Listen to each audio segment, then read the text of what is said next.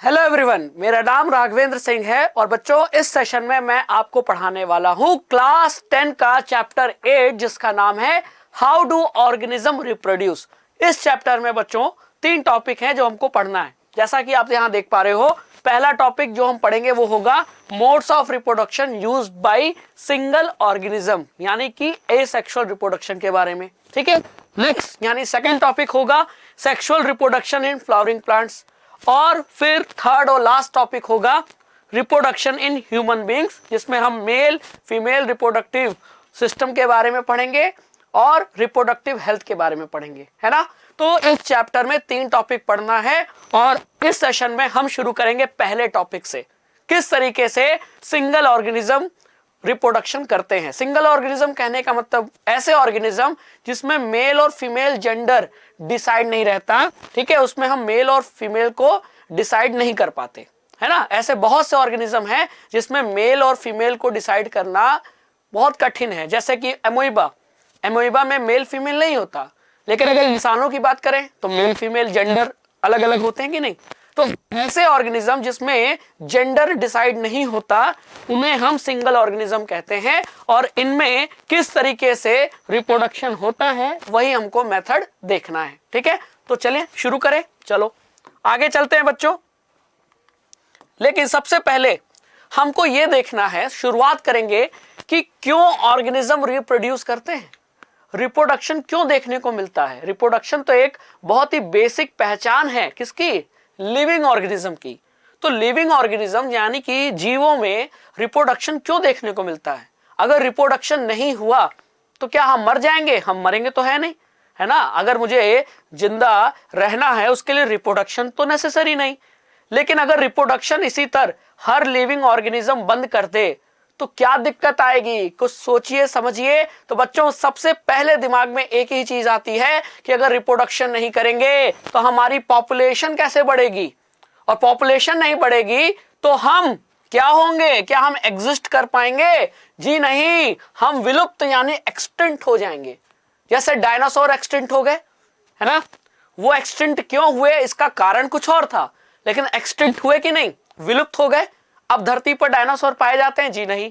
तो अगर इंसान भी रिप्रोडक्शन करना बंद कर दे, अपनी पॉपुलेशन बढ़ाना बंद कर दे, तो पॉपुलेशन बढ़ेगी नहीं, लेकिन मरना तो सबको है। तो मरने की वजह से पॉपुलेशन बढ़ तो रही नहीं, ऊपर से घट अलग से रही है, और घटते घटते इस समय ऐसा आएगा कि इतनी घट जाएगी कि पॉपुलेशन ही खत्म हो गई। तो इसीलिए अब आपको समझ में आ गया कि ऑर्गेनिज्म रिप्रोड्यूस क्यों करते हैं। ऑर्गेनिज्म रिप्रोड्यूस इसलिए करते हैं ताकि वो अपना एग्जिस्टेंस बना सके इस अर्थ प्लेनेट पे, है ना, और एक्सटिंक्शन से बचे, चांसेस ऑफ एक्सटिंक्शन को खत्म कर दे, यानी विलुप्त ना हो। तो अपने सर्वाइवल के लिए, अपने एग्जिस्टेंस के लिए ये बहुत जरूरी है लिविंग ऑर्गेनिजम्स के लिए कि वो क्या करें, लगातार रिप्रोड्यूस करें, यानी रिप्रोडक्शन करते रहें और अपनी पॉपुलेशन संख्या बढ़ाते रहें, है ना। जैसा कि आप यहां देख पा रहे हो, ये देखो मछलियों ने अंडा दिया रिप्रोडक्शन के लिए, है ना। इंसानों की संख्या देखिए। आखिर ये सब क्या समझ में आ रहा है, ये सब साफ साफ इशारा कर रहा है, इंडिकेशन दे रहा है कि अपनी पॉपुलेशन बढ़ाओ, नहीं तो खत्म हो जाओगे, है ना। कोई पूछने वाला नहीं रहेगा। समझ में आया। तो अब आपको कोई भी पूछे, अब आप आंसर दे सकते हो कि व्हाई ऑर्गेनिज्म रिप्रोड्यूस। ठीक है, तो देखो क्या लिखा है, it is the large number of organism belonging to a single species that bring them to our notice. मतलब कि हमको किसी एक स्पीशीज के जानवर की बहुत ज्यादा पॉपुलेशन जब हम देखते हैं, तब जैसे हम हर जगह जाते हैं, घर से निकले तो हमको गाय दिख गई, गांव गए गाय दिख गई, किसी दूसरे शहर गए वहां भी गाय दिख गई, तो जहां जाओ वहीं गाय दिख रही है। इसका मतलब गाय जो स्पीशीज है उसकी पॉपुलेशन हर जगह फैली हुई है, और तब वो हमारे नजर में आ रही है। और अगर गाय रिप्रोडक्शन करना बंद कर दे तो काउस की जो पॉपुलेशन है वो घटती चली जाएगी, वो क्या हो जाएंगे, एक्सटिंक्ट हो जाएंगे, और तब आप क्या उनको देख पाओगे, उनको आप नोटिस कर पाओगे? जी नहीं। तो एक सिंपल चीज पता चल गई कि ऑर्गेनिज्म रिप्रोड्यूस क्यों करते हैं। ठीक है, चलो बच्चों अब आगे चलते हैं। अब क्या आपसे पूछा है, जरा पढ़ो तो, how do we know that 2 different individual organism belonging to same species, मतलब हमको ये कैसे पता चले कि जो दो इंडिविजुअल हैं वो सेम स्पीशीज को बिलोंग करते हैं। अब जैसे मैं आपसे पूछूं कि क्या ये दो डिफरेंट इंडिविजुअल्स, दो लिविंग ऑर्गेनिज्म जिनको मैं कंपेयर कर रहा हूं, क्या ये सेम स्पीशीज को बिलोंग करते हैं? तो आपके दिमाग में इसका उत्तर आएगा, आंसर आएगा यस, जी हाँ, बिल्कुल सही है, आपका आंसर सही है। अरे बकरी है ना, ये फीमेल बकरी, ये मेल बकरी है ना, यानी फीमेल गोट, मेल गोट, तो ये तो एक ही स्पीशीज के हैं। और इसकी एक बहुत बड़ी पहचान है कि अगर इंडिविजुअल या लिविंग ऑर्गेनिज्म एक ही स्पीशीज के होंगे तो उनके बीच रिप्रोडक्शन हो सकता है।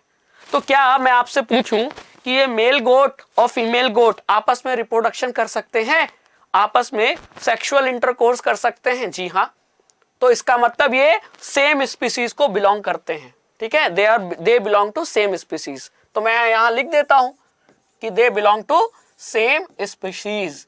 लेकिन अब आपको मैं एक और पिक्चर दिखाता हूं, देखिए यहां है पोलर बियर, है ना, जो पोल पे रहता है, ठंडियों में रहता है ना, और यहां है आपका डॉग, जर्मन शेफर्ड डॉग।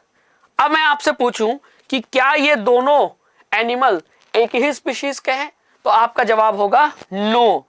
कैसे पहचाना? क्या ये आपस में रिप्रोडक्शन कर सकते हैं? जी नहीं। मेटिंग, आपस में मेटिंग यानी प्रजनन कर सकते हैं? जी नहीं। तो इसका मतलब ये डिफरेंट स्पीशीज हैं। डॉग है वो अलग स्पीशीज है, जो बियर है, भालू है, वो अलग स्पीशीज है। तो एक आपको पहचान करना आ गया कि एक ही स्पीशीज के जानवरों की पहचान कैसे की जाए। तो अगर उनके बीच रिप्रोडक्शन हो सकता है, मेटिंग हो सकती है, प्रजनन हो सकता है, तो वो सेम स्पीशीज को बिलोंग करते हैं। अगर नहीं हो सकता तो वो डिफरेंट इंडिविजुअल्स यानी डिफरेंट स्पीशीज को बिलोंग करते हैं, ठीक है। जैसे इंसान और क्या भैंस, क्या हम लोग सेम स्पीशीज है? नहीं, इंसान मेढक डिफरेंट स्पीशीज है ना। लेकिन अगर मादा मेढक और नर मेढक यानी मेल और फीमेल फ्रॉग को कंपेयर करें तो वो सेम स्पीशीज को बिलोंग करते हैं, ठीक है। तो पहचानना आ गया, बिल्कुल आ गया। चलो बच्चों अब आगे चलते हैं, है ना। अब रिप्रोडक्शन में हमको एक चीज जानना बहुत जरूरी है कि do organism create exact copies of themselves, यानी कि रिप्रोडक्शन से मान लो एक ऑर्गेनिज्म दो ऑर्गेनिज्म को पैदा कर रहा है, ठीक है। मान लो ए ऑर्गेनिज्म दो अलग ऑर्गेनिज्म को पैदा कर रहा है ना। तो क्या ये बी और सी जो इसके बच्चे हैं, क्या वो एकदम ए के हूबहू हैं, यानी क्या हम अपने पेरेंट्स के एकदम 100% सेम होते हैं? तो इसका जवाब हमको तलाशना है, चलिए तलाशते हैं, ठीक है। तो सबसे पहले तो अगर हम दो इंसानों को खड़ा कर दें, ठीक है, एग्जाम्पल के लिए मैं लेकर चल रहा हूं कि मैं दो ह्यूमन बींग्स को खड़ा कर देता हूं आपके सामने, तो आप क्या देखोगे? उनमें सिमिलैरिटी है ज्यादा कि कम? तो आप कहोगे ज्यादा सिमिलैरिटी है। दोनों में दो हाथ, दो आंख, एक कान, मतलब एक नाक दो कान, है कि नहीं? माफ कीजिएगा। तो आप ये पाओगे कि सिमिलैरिटीज बहुत ज्यादा है। तो इसका मतलब उन दोनों की जो बॉडी डिजाइन है वो काफी सिमिलर है ना। तो अगर उनका जो बॉडी स्ट्रक्चर है, ठीक है, उनमें के भी सर पे बाल और दूसरे के भी सर पे बाल, है ना, दो पैर उसके भी, दो पैर उसके भी, 5 उंगलियां उसके भी, 5 उंगलियां उसके भी, अगर नॉर्मल कंडीशन में देखा जाए, है ना। तो इसका मतलब कि एक ही स्पीशीज के अगर हम दो इंडिविजुअल्स को सामने रख दें तो उनके बॉडी डिजाइन में काफी सिमिलैरिटी मिलेगी, है कि नहीं? बिल्कुल। तो अगर ये सिमिलैरिटी है, इसका मतलब कि उनके बॉडी को डिजाइन करने के लिए जो ब्लूप्रिंट था, जो जेनेटिक इंफॉर्मेशन था, वो जरूर सेम रहा होगा। तभी जेनेटिक इंफॉर्मेशन सेम होने की वजह से, ब्लूप्रिंट सेम होने की वजह से जो आगे चल के उनका बॉडी डिजाइन, जो बॉडी स्ट्रक्चर बना, वो भी क्या हो गया? वो भी सेम हो गया, है कि नहीं? तो इसका मतलब कि रिप्रोडक्शन के समय ये बहुत जरूरी है कि जो ब्लूप्रिंट है उसकी कॉपी बनाई जाए। कॉपी समझ रहे हो? Exact copy. अब 100% तो एग्जैक्ट नहीं होता, लेकिन जैसे हम जीरोक्स कराते हैं, तो हमने जीरोक्स कराया आधार कार्ड का, पैन कार्ड का, अपने स्कूल के सर्टिफिकेट का, तो जीरोक्स क्या होता है? कॉपी होता है आपके ओरिजिनल डॉक्यूमेंट का। ठीक उसी तरह जब हम एक ऑर्गेनिज्म से दूसरा ऑर्गेनिज्म रिप्रोड्यूस हो रहा है और ये दोनों काफी सिमिलर हैं, तो इसके लिए जरूरी है कि रिप्रोडक्शन के प्रोसेस में जो जेनेटिक इंफॉर्मेशन, जो ब्लूप्रिंट था, उसकी क्या की जाए, कॉपी की जाए। तभी तो एक कॉपी किस में जाएगी, दूसरे में कॉपी होगा, तभी तो वो दूसरी कॉपी दूसरे ऑर्गेनिज्म में जाएगी। और जब वो जाएगी तो जैसे मान लो कि इसका ब्लूप्रिंट था एक्स, अब इसकी कॉपी कर दी गई और फिर ये एक्स कहाँ चला गया, इसमें। तो अब दोनों ही ऑलमोस्ट सिमिलर दिखेंगे कि नहीं, दिखेंगे, क्योंकि दोनों का ब्लूप्रिंट क्या है, सेम। और अगर इसका एक्स होता, इसका वाई हो जाता, तो आखिर ये सेम दिखते, कभी नहीं दिखते। तो कहने का मतलब यही है कि जब भी रिप्रोडक्शन हो रहा है तो रिप्रोडक्शन के समय बॉडी को डिजाइन करने वाले जो ब्लूप्रिंट है, बॉडी का स्ट्रक्चर डिसाइड करने वाले जो जेनेटिक इंफॉर्मेशन है, जो ब्लूप्रिंट है, वो कॉपी होने चाहिए। तो रिप्रोडक्शन में वो ब्लूप्रिंट की कॉपी बनती है और इसी कॉपी बनने के कारण जो पेरेंट है और जो उनके क्या है, उनका जो ऑफस्प्रिंग है, जो मतलब जो उनकी आगे वाली पीढ़ी है, वो काफी सिमिलर दिखती है ना। तो वही लिखा है, दस reproduction at its most basic level involve making copies of the blueprints of the body design.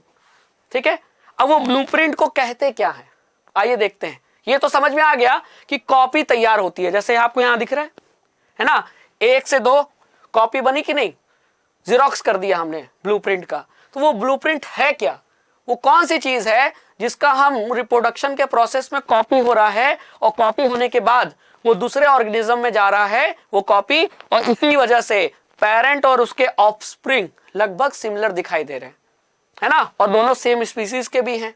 तो वो ब्लूप्रिंट है क्या, तो वो ब्लूप्रिंट है क्रोमोसोम। और क्रोमोसोम भी किसका बना है, डीएनए का। तो चाहो कह लो क्रोमोसोम कह लो, चाहो डीएनए कह लो, है ना। तो अगर आप किसी भी ऑर्गेनिज्म को देखो तो वो बना किसका होता है, the most fundamental and basic structural unit of life क्या होता है, सेल। हम सभी जीव सेल से बने हैं, कोई एक सेल से बना है, कोई बहुत सारे सेल से बना है ना। सेल यानी कोशिका। आप सेल का अगर डायग्राम देखोगे तो सेल के अंदर होता है न्यूक्लियस, और न्यूक्लियस के अंदर होता है क्या, डीएनए। और यही डीएनए के थ्रेड, डीएनए का स्ट्रैंड, डीएनए का धागा जब उलझ जाता है, क्वाइल हो जाता है, तो वो बना लेता है क्या, क्रोमोसोम। ठीक है, तो क्रोमोसोम किससे बना है, डीएनए से बना है। और हमारे डीएनए में ही हमारी जेनेटिक इंफॉर्मेशन सेव होती है। तो हमारे बालों का रंग क्या होगा, आंखों का रंग क्या होगा, है ना, हम गोरे होंगे कि सांवले होंगे, ठीक है, या हमारी लंबाई लगभग कितनी बढ़ेगी, इन सभी चीजों के जो जेनेटिक कोड है, जेनेटिक इंफॉर्मेशन है, वो कहाँ स्टोर रहता है, हमारी जेनेटिक इंफॉर्मेशन डीएनए में ही स्टोर होती है ना। जेनेटिक इंफॉर्मेशन मतलब आनुवांशिक जानकारी, आंखों का कलर, बालों का रंग, है ना। कई लोगों का देखा होगा कान फ्री होता है, ये ईयर पिन्ना फ्री होता है, और किसी किसी का अटैच होता है। तो ये भी तो एक जेनेटिक इंफॉर्मेशन है। अब वो अटैच होगा कि फ्री होगा, वो जानकारी कहाँ छुपी है, डीएनए में। और यही डीएनए के जो थ्रेड होते हैं वो जब उलझ जाते हैं तो क्या बना लेते हैं, क्रोमोसोम। ठीक है, तो डीएनए कह लो या कह लो क्रोमोसोम, हमारे जेनेटिक इंफॉर्मेशन जो कि इनहेरिट हो रहा है दूसरे जनरेशन तक, वही उसका ब्लूप्रिंट है। मतलब जो हम ब्लूप्रिंट कह रहे हैं ना, आखिर वो ब्लूप्रिंट है कौन, ब्लूप्रिंट या मतलब कह लो या तो डीएनए है या कह लो क्रोमोसोम है।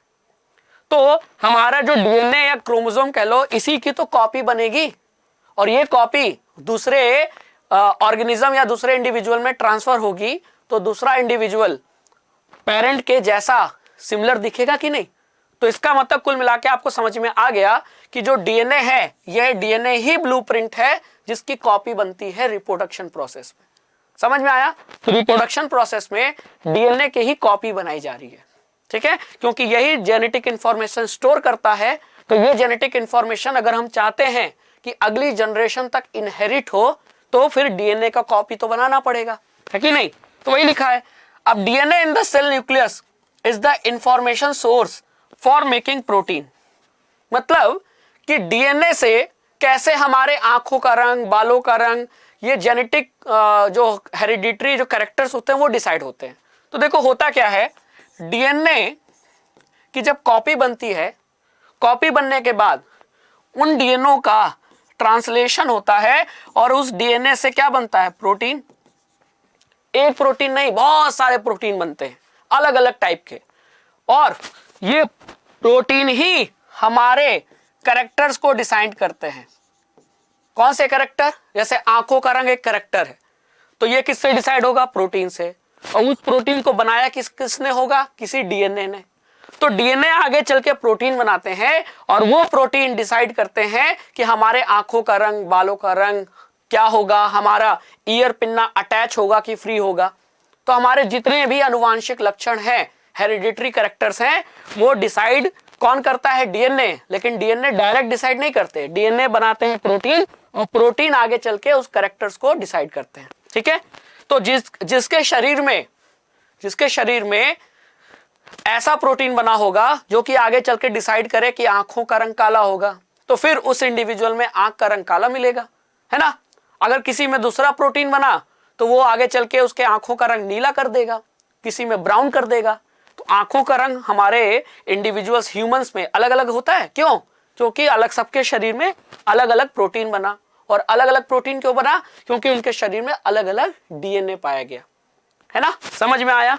तो अगर मतलब पेरेंट्स में ब्लू कलर है तो हो सकता है अगली पीढ़ी में भी ब्लू कलर हो जाए, क्योंकि डीएनए की कॉपी बन रही है ना। डीएनए सेम तो प्रोटीन सेम, प्रोटीन सेम तो आंखों का कलर भी सेम हो सकता है कि नहीं। चलो, तो यही चीज तो इसमें लिखी गई है, तो आपको ध्यान रखना है। ठीक है, if the information is change, different protein will be made, different protein will eventually lead to altered body design.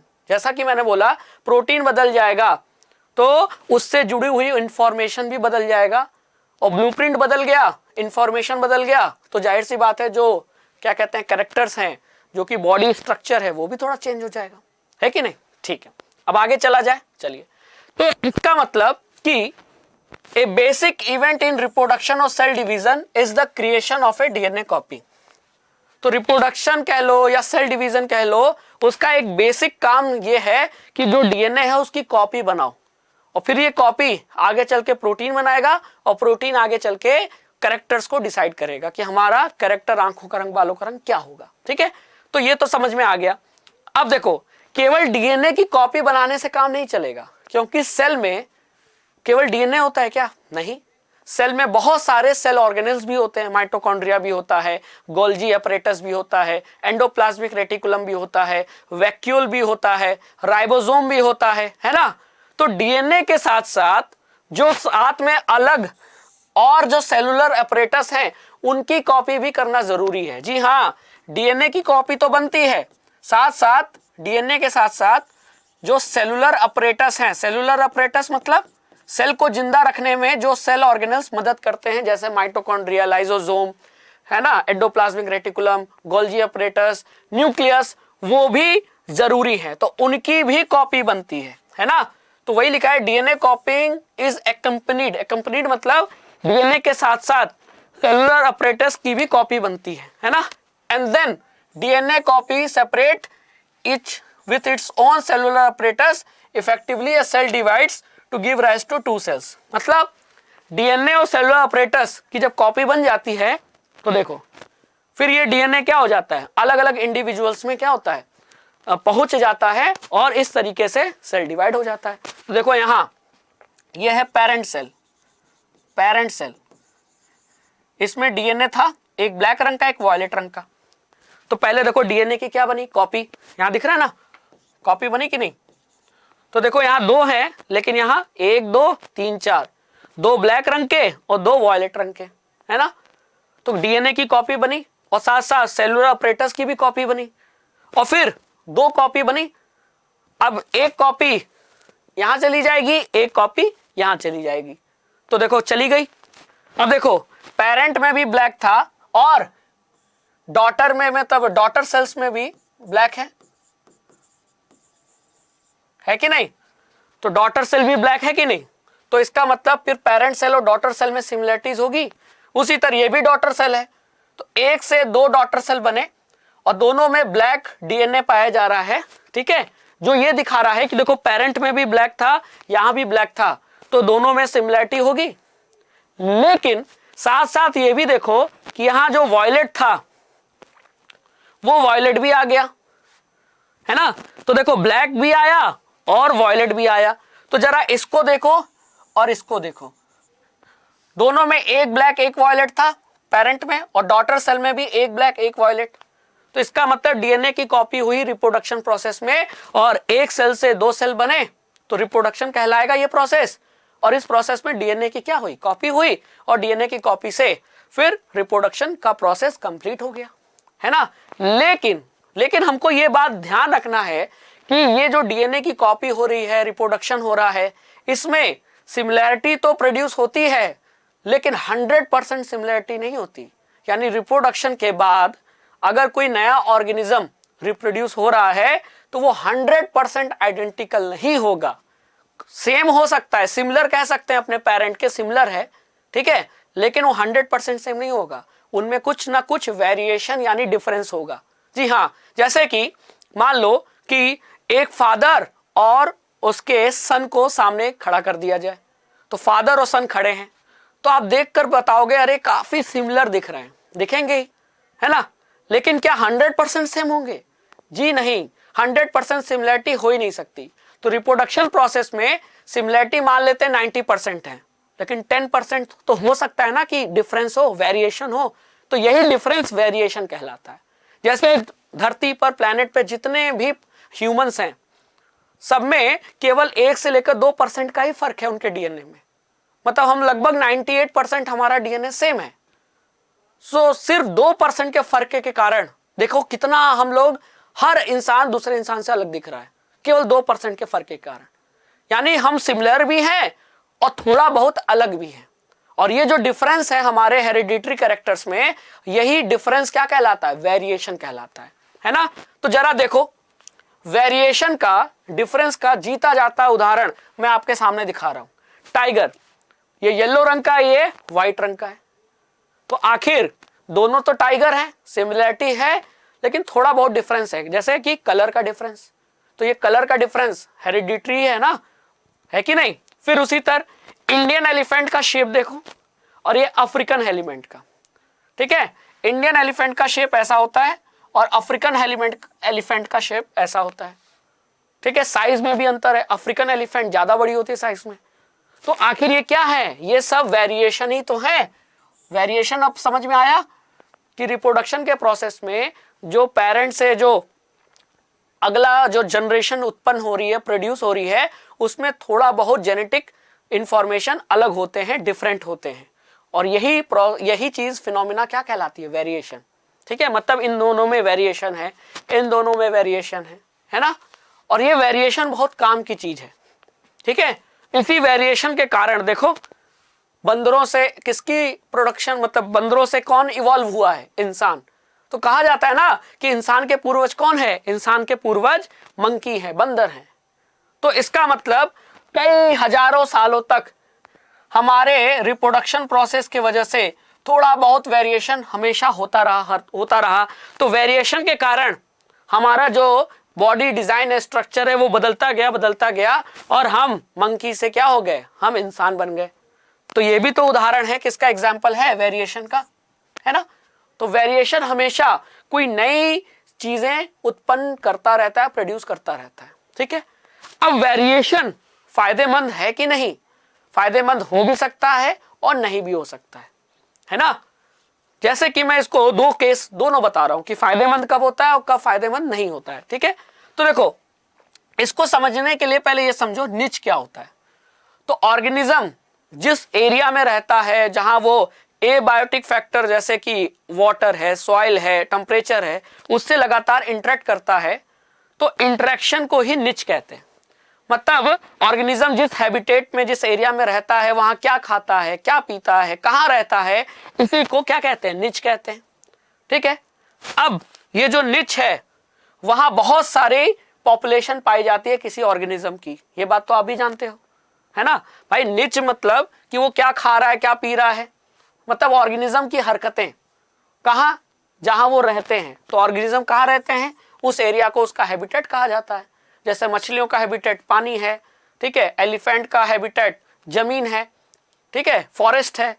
तो वहां उनकी बहुत सारी पॉपुलेशन पाई जाएगी कि नहीं, और उस हैबिटेट में वो अपने बेसिक काम को भी करेंगे। तो जीवन का बेसिक काम एक क्या है, रिप्रोडक्शन। तो जो ऑर्गेनिज्म है वो अब अपने हैबिटेट में रिप्रोडक्शन भी करते हैं, और वो किस तरीके से रिप्रोडक्शन कर रहे हैं, वो क्या खा रहे हैं, क्या पी रहे हैं, कहाँ रह रहे हैं, इसी को निच कहते हैं, है ना। अब देखो वेरिएशन का मैं फायदा नुकसान दोनों बताने जा रहा हूं, ठीक है। अब हैबिटेट में बहुत सारे ऑर्गेनिज्म की पॉपुलेशन पाई जाती है, ठीक है। अगर निच में अगर कोई चेंजेस हो जाएं, जी हाँ चेंजेस हो सकते हैं, तो ऑर्गेनिज्म जहां रह रहा है और वो किस तरीके से एबायोटिक फैक्टर्स के साथ इंटरेक्ट कर रहा है, वो इंटरेक्शन में बदलाव आ सकता है। जैसे कि टेम्परेचर एक एबायोटिक फैक्टर है, तो ऑर्गेनिज्म जहां रह रहा है वहां का टेम्परेचर अचानक बहुत बढ़ गया या कम हो गया, तो ये भी एक बदलाव है, चेंज है ना। तो निच में एक चेंज आया। उसी तरह वाटर लेवल बढ़ सकता है, नीचे जा सकता है ना। तो ये सारे चेंजेस हो सकते हैं निच में, ठीक है। मीटेओराइट हो सकता है धरती से आके टकरा जाए। तो निच में लगातार चेंजेस होते रहते हैं, और अगर चेंजेस होंगे तो इस फिजिकल चेंजेस का इफेक्ट किस पे पड़ेगा, ऑर्गेनिज्म के पॉपुलेशन पे पड़ेगा। जी हाँ बिल्कुल पड़ेगा। तो अगर पॉपुलेशन पे पड़ेगा, तो अगर इसने एटमॉस्फेयर को या मतलब फिजिकल चेंजेस को, फिजिकल फैक्टर्स को इतना चेंज कर दिया कि ऑर्गेनिज्म अब रह नहीं सकता, तो इसका मतलब क्या होगा, वो रिप्रोड्यूस नहीं करेगा, और एक समय आएगा कि वो एक्सटिंक्ट हो जाएगा, खत्म हो जाएगा। तो वेरिएशन सूट भी कर सकता है और नुकसान भी पहुंचा सकता है। तो नुकसान पहुंचाएगा तो कैसे पहुंचाएगा, वो इस तरीके से पहुंचा सकता है कि जो हैबिटेट है ऑर्गेनिज्म का वो अब रहने लायक नहीं बना, और ऑर्गेनिज्म जब रह नहीं पाएंगे तो जाहिर सी बात है उनकी डेथ हो जाएगी और उनकी पॉपुलेशन लगातार घट जाएगी, जैसे कि किसके साथ हुआ, डायनासोर के साथ। तो डायनासोर क्यों धरती से खत्म हो गए, इसके अलग अलग साइंटिस्टों के अलग अलग नजरिया है, अलग अलग आंसर है। तो जो सबसे सही आंसर माना गया है कि जब डायनासोर अर्थ पे रहा करते थे, तो एक मिटियोर, उल्का पिंड धरती से टकराया, और धरती के टकराने की वजह से उस समय वहां धरती का जो एटमॉस्फेयर है वो इतना ज्यादा चेंज हो गया कि अब डायनासोर के लिए रहने लायक नहीं बचा।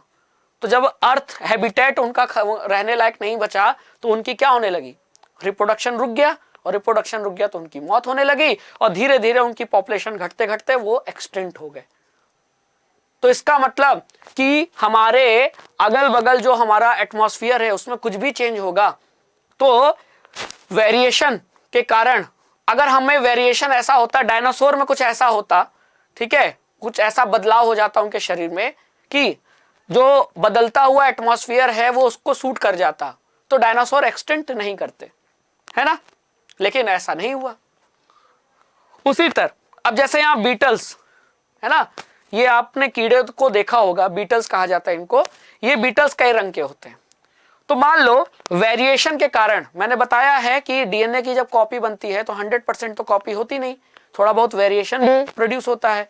अब वेरिएशन के कारण हरे रंग के बीटल्स पैदा हो गए समय के साथ।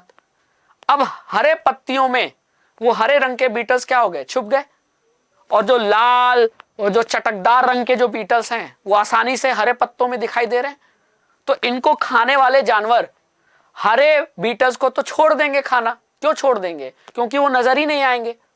लेकिन इन बीटल्स को क्या कर लेंगे, खा लेंगे, क्योंकि आसानी से हरे रंग के पत्तों में नजर आ जाएंगे। तो कहने का मतलब क्या है कि वेरिएशन ने हरे रंग के बीटल्स को यह फायदा पहुंचाया कि वो आसानी से हरे पत्तों के बीच में छुप सकते हैं, और इसलिए वो बचे रह गए।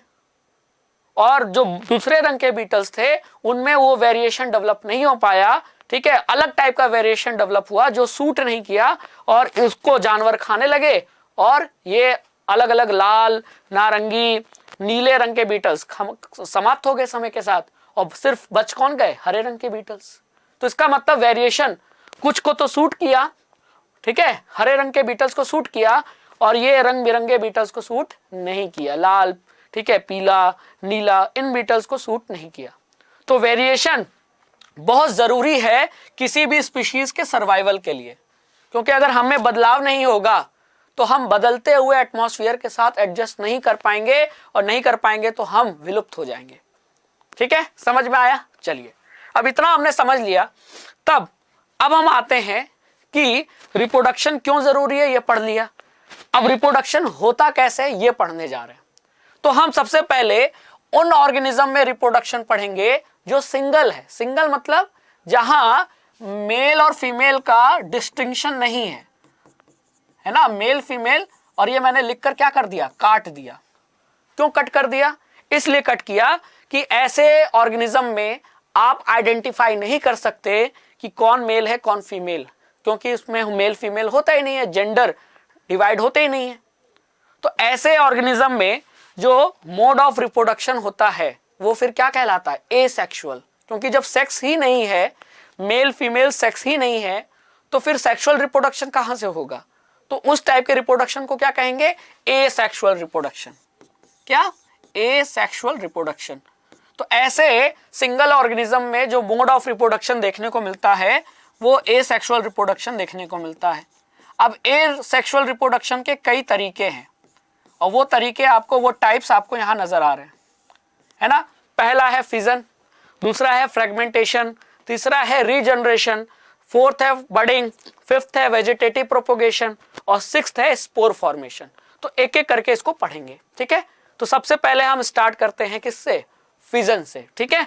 तो देखो क्या लिखा है, कई यूनिसेलुलर ऑर्गेनिज्म जैसे कि बैक्टीरिया, जैसे कि प्रोटोजोआ। जी हाँ, तो कई यूनिसेलुलर मतलब एक सेल के बने हुए ऑर्गेनिज्म जो एक सेल से बने हैं, जैसे कि बैक्टीरिया, प्रोटोजोआ, उनमें जो मोड ऑफ एसेक्सुअल रिप्रोडक्शन पाया जाता है वो कौन सा पाया जाता है, फिजन। तो वो फिजन से रिप्रोड्यूस करते हैं। अब ये जो फिजन होता है वो दो टाइप का होता है, बाइनरी फिजन और मल्टीपल फिजन। बाइनरी फिजन में एक ऑर्गेनिज्म से स्प्लिट होकर दो ऑर्गेनिज्म का फॉर्मेशन होता है, ठीक है। The parent organism splits to form two new, दो नए ऑर्गेनिज्म बनते हैं। तो जब भी एक से दो ऑर्गेनिज्म बने, ऐसे फिजन को क्या कहा जाता है, बाइनरी फिजन। लेकिन अगर एक पेरेंट ऑर्गेनिज्म स्प्लिट होकर कई सारे ऑर्गेनिज्म को रिप्रोड्यूस करे बाय एसेक्सुअल रिप्रोडक्शन मेथड, ऐसे फिजन को हम क्या कहते हैं, मल्टीपल फिजन कहते हैं। तो फिजन दो टाइप का होता है, बाइनरी भी और मल्टीपल भी। बाइनरी में एक से दो होते हैं और मल्टीपल फिजन में एक से बहुत सारे हो जाते हैं, है ना। अब ऐसे कौन से ऑर्गेनिज्म हैं जिनमें देखा जाता है, तो मैंने अभी बताया कुछ बैक्टीरिया हैं, कुछ प्रोटोजोआ हैं। जैसे कि मैं एग्जांपल बताता हूं, जैसे यहां आपको क्या दिख रहा है, एमोइबा, है ना। एमोइबा में मेल फीमेल होता है, जी नहीं। तो इसका मतलब इसमें एसेक्सुअल रिप्रोडक्शन देखने को मिलेगा, जी हाँ। कौन से एसेक्सुअल रिप्रोडक्शन, फिजन। और फिजन में भी कौन सा, बाइनरी फिजन। देखो एक एमोइबा से किस तरीके से दो एमोइबा का फॉर्मेशन हुआ। पहले इनका जो एमोइबा का सेल है वो ऐसे बीच में सिकुड़ता गया, और सिकुड़ते सिकुड़ते ये एकदम अलग हो गए, है ना। तो यहां बाइनरी फिजन देखने को मिला कि नहीं। तो एमोइबा में याद रखना जो फिजन होता है वो कौन सा फिजन देखने को मिलता है, बाइनरी फिजन। फिर यहां देखो लेशमानिया, लेशमानिया एक टाइप का प्रोटोजोआ है, ठीक है। और लेशमानिया से एक बीमारी होती है, डिजीज होती है, उसको कहते हैं काला अजर। क्या कहते हैं, काला अजर। ये डिजीज किससे होती है, लेशमानिया से। अब लेशमानिया देखो, ये भी एक लेशमानिया से दो लेशमानिया फिजन द्वारा प्रोड्यूस हुआ। तो जब एक से दो प्रोड्यूस हो तो ऐसे फिजन को क्या कहते हैं, बाइनरी फिजन। यानी बाइनरी फिजन किसमें देखने को मिल रहा है, एमोइबा में भी और लेशमानिया में भी, ठीक है। लेकिन फिजन एक मल्टीपल भी होता है, तो मल्टीपल फिजन का एग्जांपल देख लेते हैं, है ना।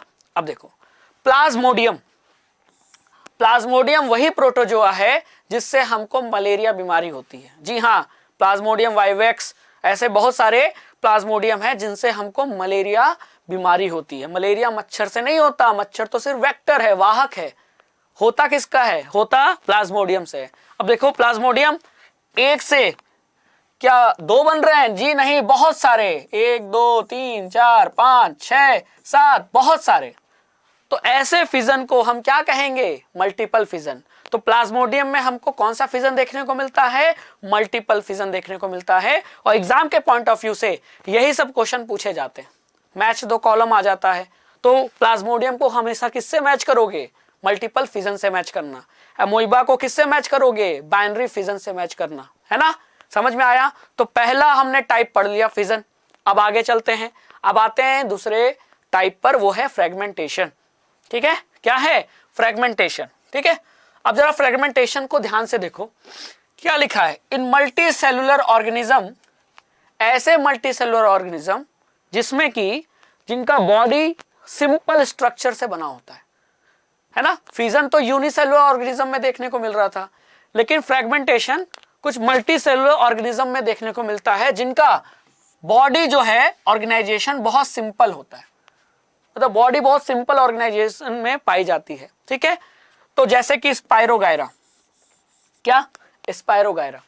अब स्पाइरोगायरा का जो ये शरीर है, बॉडी है, ठीक है, ये किसी कारणवश टूट जाता है। मान लो पानी बह रहा था, पानी बहने के कारण, क्योंकि स्पाइरोगायरा पानी में भी पाया जाता है, तो पानी के बहने से क्या हुआ? ये स्पाइरोगायरा कई फ्रेगमेंट्स में टूट गया, कई पीसेस में क्या हो गया? ब्रेक हो गया। ठीक है, अब मान लो कि ये स्पाइरोगायरा 2 पीसेस में ब्रेक हो गया, 2 भी हो सकता है, 3 पीसेस में भी ब्रेक हो सकता है, 4 पीस में भी ब्रेक हो सकता है। अब हर पीस, हर फ्रेगमेंट एक नए स्पाइरोगायरा में क्या हो जाएंगे? वो डेवलप हो जाएंगे, है ना? तो एक स्पाइरोगायरा का जो फ्रेगमेंट, मतलब वो ब्रेक हो गया, और ब्रेक होकर वो कई सारे फ्रेगमेंट में टूट गया, और हर फ्रेगमेंट एक नए स्पाइरोगायरा को प्रोड्यूस किया। तो इस टाइप के मोड ऑफ एसेक्सुअल रिप्रोडक्शन को हम क्या कहते हैं? फ्रेगमेंटेशन। तो फ्रेगमेंटेशन आपको किस में देखने को मिलेगा? स्पाइरोगायरा में।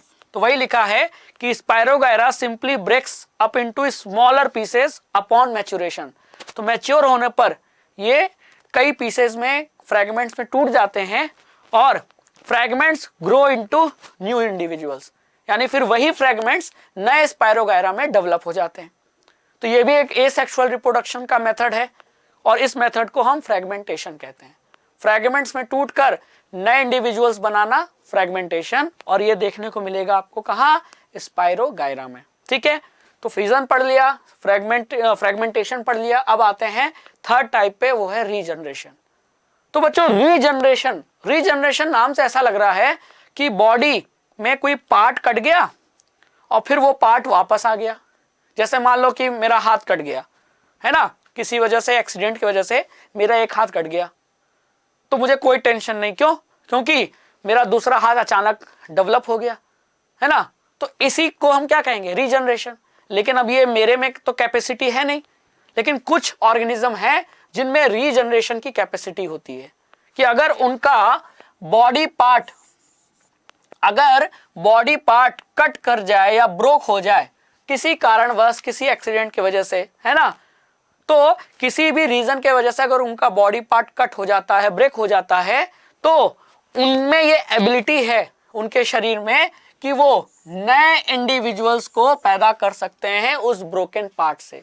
यानी टूटे हुए हिस्से से पूरा बॉडी डेवलप हो जाता है, और इसी मेथड को हम रीजनरेशन कहते हैं। ठीक है, तो अब देखो रीजनरेशन किस में पाया जाता है।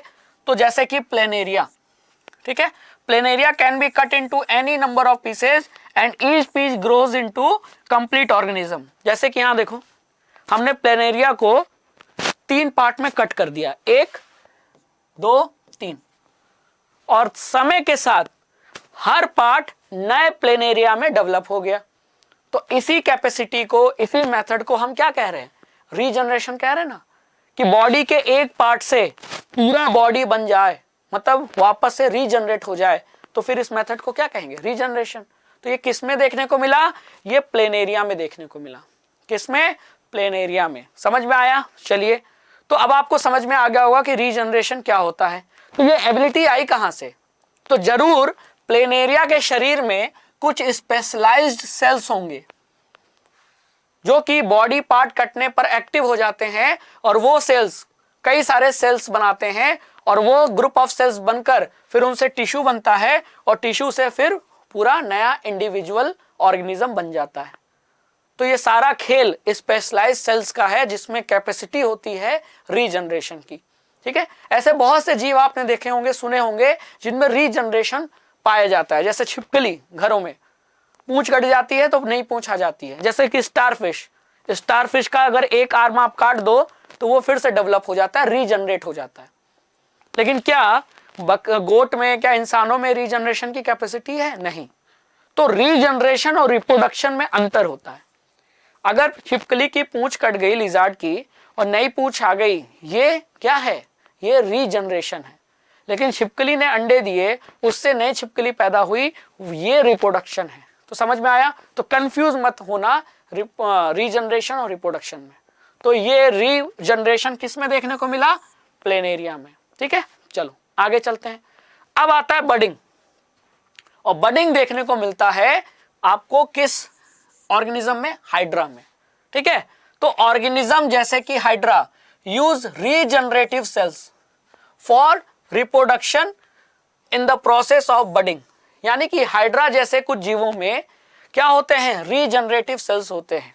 ठीक है, जैसे अभी आपने यहाँ स्पेशलाइज सेल्स पढ़ा, तो स्पेशलाइज सेल्स तो प्लेनेरिया में थे, लेकिन हाइड्रा जैसे जीव में रीजनरेटिव सेल्स होते हैं और ये रीजनरेटिव सेल्स बडिंग मेथड से नए हाइड्रा को डेवलप करने में मदद करते हैं। ठीक है, अब इसको देखो होता कैसे, ये पूरा प्रोसेस, बडिंग का पूरा प्रोसेस समझना है तो डायग्राम देखो। ये डायग्राम किसका है? हाइड्रा का।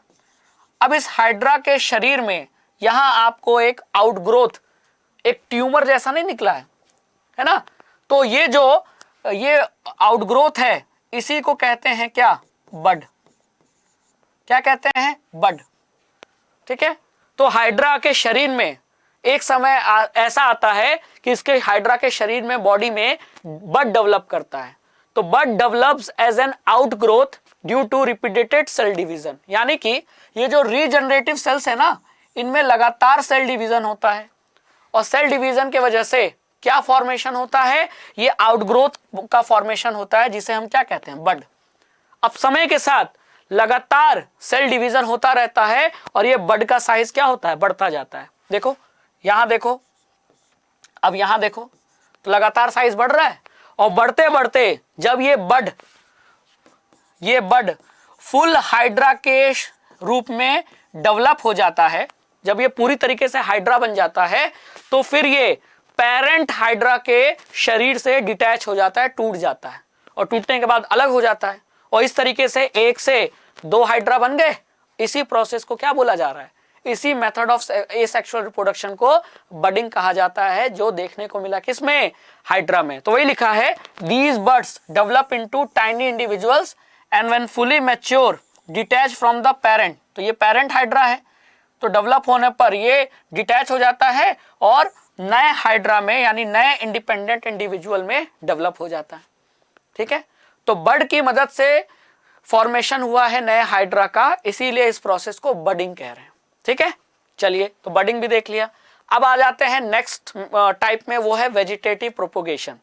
तो आपने ऐसे कई प्लांट या कई फूड आइटम्स देखे होंगे जो हम खाते हैं और जिनमें सीड नहीं होता, उनको बस उन्हीं को वापस जमीन पे सॉइल में गाड़ दीजिए तो वो फिर से डेवलप हो जाते हैं, है ना? जैसे गन्ना, जो गन्ना हम खा रहे हैं उसी को काट कर आप मिट्टी में लगा दो, नया गन्ना पैदा हो जाएगा, है ना? फिर जो आप अदरक खा रहे हो, जो आप आलू खा रहे हो, तो आलू अगर बहुत देर तक आप उसका यूज ना करो तो उसमें इस तरीके से देखो, ये आईज निकलने लगते हैं। उनमें क्या होता है? ये बडिंग, मतलब बड नहीं बोल रहे, ये एक आउटग्रोथ निकलने लगता है। तो अब ऐसे आलू को काट कर आप जमीन में गाड़ दो, क्या हो जाएगा? नया आलू बन जाएगा। उसी तरह अदरक है, जिंजर है ना? तो there are many plants in which parts like root, stem and leaves develop into new plants. मतलब कि ऐसे बहुत से प्लांट्स हैं जिनमें का जिसका रूट या स्टेम या लीव नए प्लांट को क्या करता है? रिप्रोड्यूस कर देता है। जैसे गन्ने में, तो गन्ना हम क्या खा रहे हैं? गन्ने का स्टेम तो खा रहे हैं, तना, और गन्ने के स्टेम को काट कर आप गाड़ दो तो नया गन्ना डेवलप हो जाएगा। यही मेथड क्या कहला रहा है? वेजिटेटिव प्रोपोगेशन, है ना। तो वही लिखा है कि this method is known as vegetative propagation, यानी प्लांट के किसी पार्ट से, चाहे वो रूट हो, स्टेम हो, लीव हो, नया प्लांट डेवलप हो जाए तो ऐसे मेथड को वेजिटेटिव प्रोपोगेशन कहते हैं। और इसके मदद से हम क्या कर रहे हैं? हम बहुत सारे अपने प्लांट्स को क्या करते हैं? पैदा करते हैं। जैसे कि शुगर केन है, गन्ना, जैसे कि गुलाब है, जैसे कि अंगूर है ना। जैसे कि गुलाब हमको चाहिए पिंक रंग का, तो हम क्या करेंगे? हम लाल रंग के गुलाब के स्टेम में पिंक क्या कहते हैं, व्हाइट रंग के गुलाब को जोड़ देंगे, तो रेड और व्हाइट, तो जो गुलाब खिलेगा ग्राफ्टिंग टेक्निक से, है ना, वो पिंक रंग का गुलाब बनेगा। तो ये भी तो स्टेम से नया रंग का गुलाब बन रहा है, तो ये भी तो वेजिटेटिव प्रोपोगेशन है।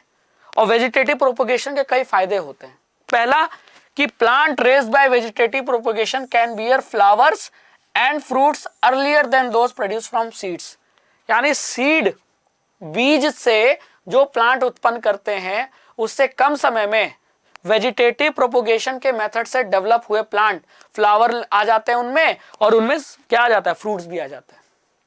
तो अगर हमको चाहिए कि फ्रूट्स और फ्लावर जल्दी आ जाए पौधे में, तो उस पौधे को हम उसके सीड से नहीं, उसके किसी पार्ट से ग्रो करें, यानी वेजिटेटिव प्रोपोगेशन की यूज करके अगर हम ग्रो करेंगे तो उसमें उस प्लांट में फ्रूट्स और फ्लावर जल्दी आएंगे, है ना।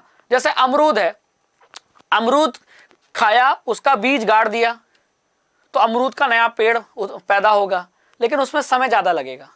और गन्ने में तो बीज पैदा नहीं होता, तो गन्ने का जो तना है जो हम खा रहे हैं उसी को काट के गाड़ दो तो उससे नया गन्ना उत्पन्न होगा, तो वो जल्दी उत्पन्न होगा। क्योंकि गन्ने में हम सीड का उपयोग नहीं कर रहे, गन्ने में हम गन्ने का जो स्टेम है उसका यूज कर रहे हैं, यानी गन्ने में हम वेजिटेटिव प्रोपोगेशन का यूज कर रहे हैं। लेकिन अमरूद, गुआवा में हम सीड का यूज कर रहे हैं, तो उसमें समय लगेगा, है ना। सीड पहले ग्रो करेगा, फिर पौधा बड़ा होगा अमरूद का, फिर पेड़ बनेगा, तब उसमें फूल और फल आएंगे, ठीक है। तो ये फायदा होता है वेजिटेटिव प्रोपोगेशन का। दूसरा, plants produced are generally genetically similar enough to the parent, मतलब वेजिटेटिव प्रोपोगेशन से जो हम नए प्लांट बना रहे हैं वो अपने पेरेंट प्लांट से काफी सिमिलर होते हैं, ठीक है। तो जो उनके क्वालिटीज हैं, गुण हैं, कैरेक्टर्स हैं, वो उनके ऑफस्प्रिंग मतलब उनके बच्चों में भी जाता है। तो ये वेजिटेटिव प्रोपोगेशन का बहुत बड़ा फायदा है। तो ये दो एडवांटेजेस आपको याद रखने हैं, पूछे जा सकते हैं, ठीक है।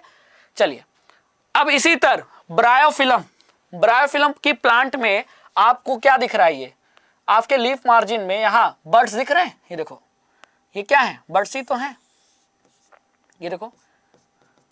और ये ब्रायोफिलम के जो बड हैं, जो पत्तियों पे लगे हैं, यही टूट कर गिर जाते हैं मिट्टी में और नए ब्रायोफिलम प्लांट को प्रोड्यूस करते हैं। तो यहाँ ब्रायोफिलम में जो रिप्रोडक्शन है वो सीड द्वारा नहीं हो रहा है, वो प्लांट के एक पार्ट द्वारा हो रहा है। वो पार्ट कौन सा है? वो पार्ट है बड। तो यहां आपको कौन सा देखने को मिला मेथड एक्सेक्सुअल रिप्रोडक्शन का? वेजिटेटिव प्रोपोगेशन, ठीक है। चलिए, अब आगे चलते हैं और पढ़ते हैं स्पोर फॉर्मेशन। आपने अक्सर ब्रेड में देखा होगा, ब्रेड पुराना हो जाता है तो उसमें फंगस लग जाता है? उस फंगस का नाम होता है ब्रेड मोल्ड, यानी राइजोपस कहते हैं। अब अगर इनके ब्रेड को अगर आप ध्यान से देखो जिसमें फंगस लगा है, तो जब आप उसको लेंस से, ठीक है, या माइक्रोस्कोप की मदद से आप ध्यान से बड़ा करके देखोगे ना, तो उसमें आपको थ्रेड लाइक स्ट्रक्चर दिखेंगे फंगस के, जिन्हें हम हाइफे कहते हैं। क्या कहते हैं? हाइफे। तो हाइफे क्या होते हैं? फंगस जो ब्रेड में लगता है, यानी राइजोपस, उसमें जो थ्रेड लाइक स्ट्रक्चर होते हैं उन्हीं को हाइफे कहा जाता है, ठीक है। अब इन हाइफों को अगर आप थ्रेड लाइक स्ट्रक्चर को ध्यान से देखोगे ना, तो ये स्ट्रक्चर कुछ ऐसा होता है। एक डंडी होती है और डंडी के एक सिरे पर एक गोल सी संरचना होती है, ठीक है। इसी को कहा जा रहा है tiny blob on A stick, मतलब एक बॉल जैसा लगा है एक डंडे पे यानी स्टिक पे। और ये जो होता है स्ट्रक्चर, ये कहलाता है स्पोरेंजिया। जैसा कि आप यहां देख रहे हो, ये है स्पोरेंजिया, ये है स्पोरेंजिया, ये है स्पोरेंजिया, है ना। और इस स्पोरेंजिया में बहुत सारे छोटे छोटे स्पोर्स होते हैं। और जब ये स्पोरेंजिया एक फेवरेबल कंडीशन को मिलता है, इसको मिलता है, तो ये स्पोरेंजिया क्या होते हैं, बर्स्ट कर जाते हैं, फट जाते हैं। और स्पोरेंजिया के बर्स्ट करने से जो उसके अंदर स्पोर है वो अगल बगल एटमॉस्फेयर में क्या होते हैं, स्प्रेड हो जाते हैं। ठीक है, और स्प्रेड होंगे तो अगर बगल में ब्रेड रखा है तो उस पर गिर गए स्पोर, तो फिर ब्रेड में भी फंगस लग जाएगा। तो आपने देखा होगा अक्सर फंगल जो होते हैं वो तेजी से फैलते हैं। हमारे शरीर में अक्सर फंगस लग जाता है तो क्या होता है, बहुत तेज खुजली होती है और वो फैलता जाता है ना। दांत खाद खुजली जो आपने सुना है ना, कि फंगस की वजह से ही तो होता है, और उसको सही से दवा से ठीक ना किया जाए तो दांत हमेशा बढ़ता रहता है। क्यों बढ़ रहा है, क्योंकि वहां फंगस पाया जा रहा है, और वो फंगस में क्या है, स्पोरेंजिया, जिसके स्पोर निकलकर अगल बगल फैल जाते हैं और इस तरीके से जो फंगस है वो बढ़ता जाता है। तो ये आपसे पूछ सकता है, और इस मेथड को ही क्या कहते हैं, स्पोर फॉर्मेशन। तो देखो स्पोर बना कि नहीं, तो वही लिखा है, the spore are covered with thick walls that protect the spores until they come into contact with another moist surface and can begin to grow। यानी कि जब तक स्पोर को फेवरेबल कंडीशन यानी मॉइस्ट सरफेस नहीं मिलता तब तक स्पोर को बचाता कौन है, स्पोर का जो वॉल है जो थिक होता है ना। तो जब फेवरेबल कंडीशन मिला यानी moist hot and humid climate मिला तो ये अपने आप ये स्पोर्स डेवलप कर जाते हैं, और तब तक इनको इनका थिक वॉल क्या होता है, बचाता है ना। तो ये हो गया आपका राइजोपस में आपको कौन सा एसेक्सुअल रिप्रोडक्शन का मेथड देखने को मिला, स्पोर फॉर्मेशन, है ना। तो इस तरीके से हमने सभी एसेक्सुअल रिप्रोडक्शन के जो मेथड थे उसको हमने देखा। तो आपने ये सेशन बहुत अच्छे से पढ़ा होगा, थैंक यू सो मच। इसी तरह अड्डा 24/7 क्लास 9 और 10 ऑफिशियल यूट्यूब चैनल के साथ जुड़ते रहिए, पढ़ते रहिए। Thank you so much.